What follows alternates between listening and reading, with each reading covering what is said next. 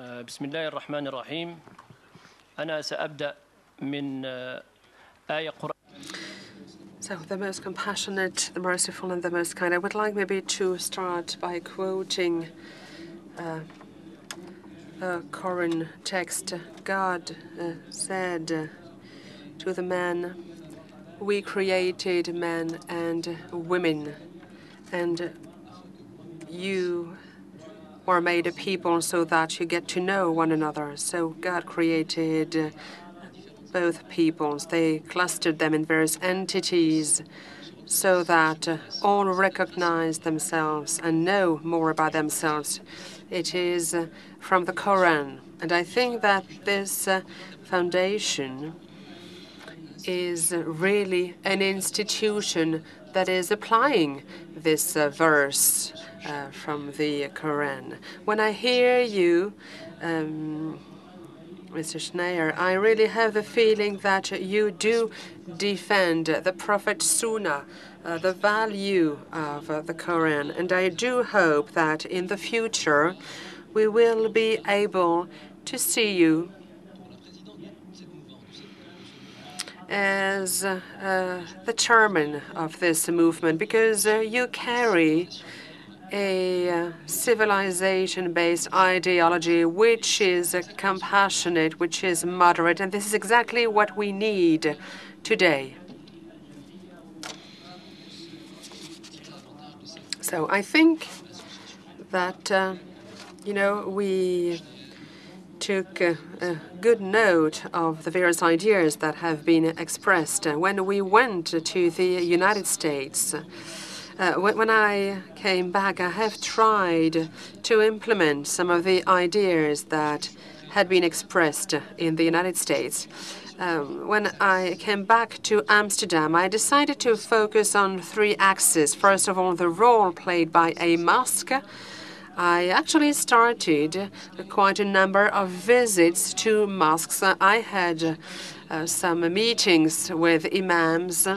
I launched debates and discussions with them on the interfaith dialogue, Judaism, Islam, Christianism, and I have urged them to speak about this interfaith dialogue in their sermons. I have urged them to speak about the other faith in a positive way and to make a call to tolerance and the respect of other religions, because actually our final aim is to build a society based on dialogue, but also on the other's acceptance.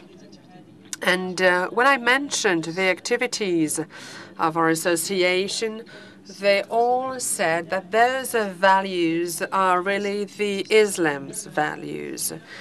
So I think that there's no problem whatsoever from a dogma standpoint or from a religious standpoint. The problem comes from those who try to interpret their own way these dogmas and the religion. So this is the first axis. Second, the role played by schools. In the Netherlands, we have close to 40 Islamic schools financed by the Dutch government. So those are actually Muslim generations who were born in the Netherlands, and they have to coexist with the atheists in the country, the Christians in the country. So we decided to focus on the school program. So we have tried to adapt the curriculum so that it includes the respect of the others. Because this generation will have to coexist with the others. And so we have been quite successful with this school program based on the dialogue and the respect of others. So we have been able to launch this program thanks to our numerous visits. Third axis, we did organize some visits also with the deans of the mosques, so those who are responsible, those who do manage the mosques.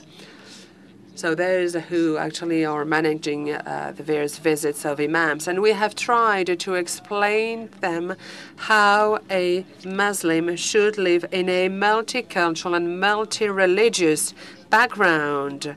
And there again, I was really able to measure and to assess how enthusiastic they were about this initiative. Then fourthly, the role of the Free University of Amsterdam. And by the way, I am a teacher in the Islamic department in this university. In our curriculum, we have included a new subject matter, the interfaith dialogue, as well as another one,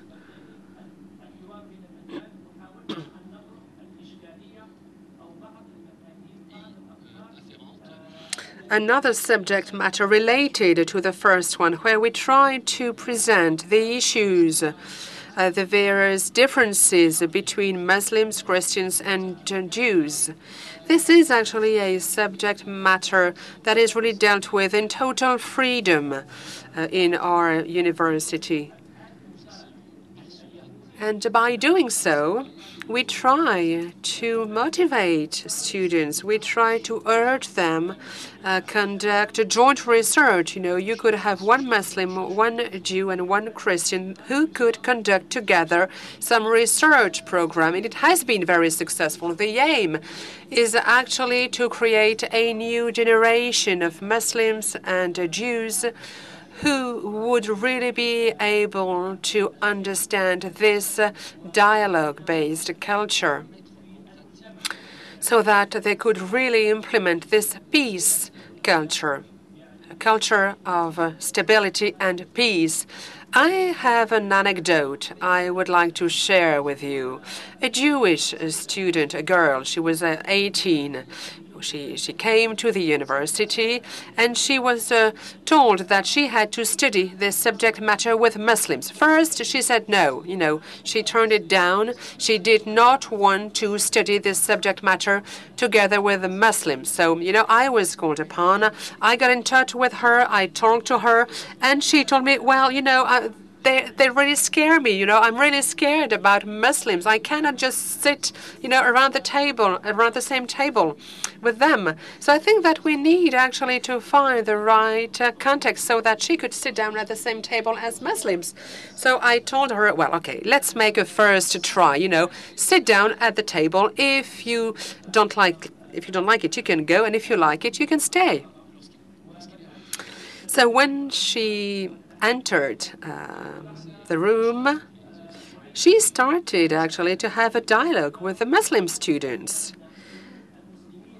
And after a while, she realized that the behavior of those Muslims with the Jews was totally different from what she could read in the mass media or what she could hear, you know, on the radio. The reality had really nothing to do with what she could read. So I think that this is a remarkable example showing that the real interaction between people can really make a positive contribution to this interfaith dialogue and a better mutual understanding.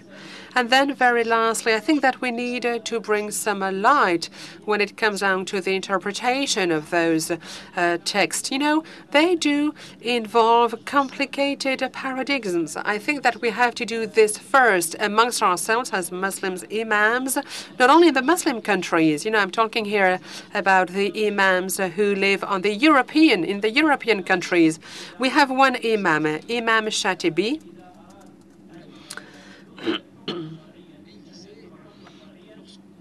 who said that when a ulama is willing to express a legal opinion, this opinion has to be based on three elements. He has to take into account the contemporary moment, you know, the context, then the circumstances, the social circumstances, and the global background, the global context.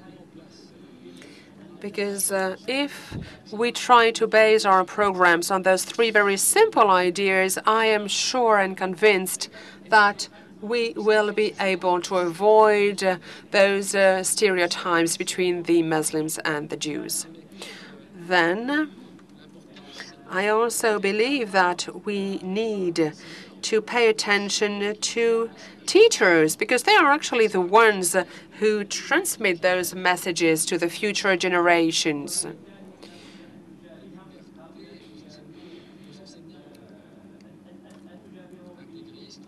So I don't think that we should allow fundamentalist teachers, but of course we have to start a dialogue with them. So I think that cooperation really needs to exist between Muslims and Jews just to pave the way for peace and sustainable stability in the world.